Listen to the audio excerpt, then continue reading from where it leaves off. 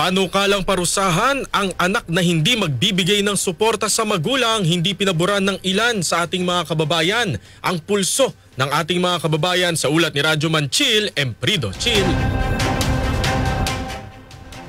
Radyoman Sander, Radyoman Aldo, hindi nga pinaboran ng ilan sa ating mga kababayan itong hinggil sa isinutulong na batas sa Senado na magpaparusa sa mga anak kapag hindi magbibigay ng suporta sa kanilang magulang o itong Parents Welfare Act.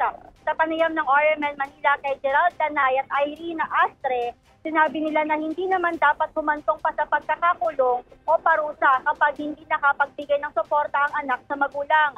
Dahil tayong Pilipino ay kultura na talagang magbigay sa mga magulang kahit na hindi naman inoobliga. Kahit nga raw may mga kanya-kanyang pamilya na ay nag-aabot pa rin ng pangsuporta sa mga magulang na wala nang kakayahan na magtrabaho at suportahan ng sarili, pero nakadepende daw ito kung paano pinalaki yung kanilang mga anak. Darito ang kanilang mga pahayag. Para sa akin, hindi naman po obligasyon yun ng anak. Kumbaga, nasa sa anak yun kung magbibigay sila ng sustento sa magulang nila, either matanda na yung mga magulang nila, nasa sa kanila na yun. At sa magulang naman, tanggapin nila kung bibigyan sila thank you na lang. Kung hindi, wala tayong magagawa kasi yun ang ng mga anak. Pero depende pa rin yan sa pagpapalaki ng mga magulang sa mga anak. Sa akin, sinabi ko naman na ngayon pa lang, sinasabi ko na sa kanila, hindi sila obligado. Depende sa kanila kung magbibigay. Di, siyempre, salamatan natin yun. Pero kung hindi, wala tayong magagawa. Kasi yun yung trait ng Pilipino, di ba? Oo, kultura natin ganun. Nga, sa panahon kasi ngayon, depende na lang sa mga anak yun.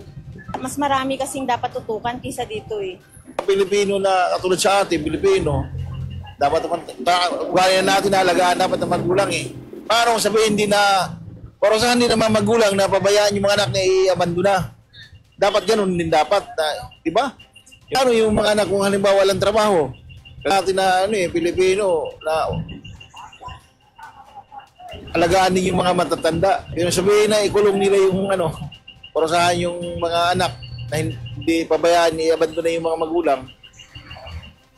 Hindi dapat kasi parehas lang naman yun. Minsan mga magulang, iiwan lang yung mga anak nila eh. Talaga, alagaan yung mga magulang. Sa daming dapat gawin nilang batas eh. Yung pag-isipin nilang batas na gagawin nila. Nakasaad sa naturang batas na kapag napatunayang nagpapaya ang anak o kapag may kakayahan namang tumulong pero hindi ginawa, ay maaaring makulong ng hanggang sa 6 na buwan at magbayad ng 100,000 pesos habang nasa 6 hanggang 10 taon naman ang pagkakakulong at 300,000 na multa ang kaharapin ng anak na nag-abandona naman ng kanilang mga magulang.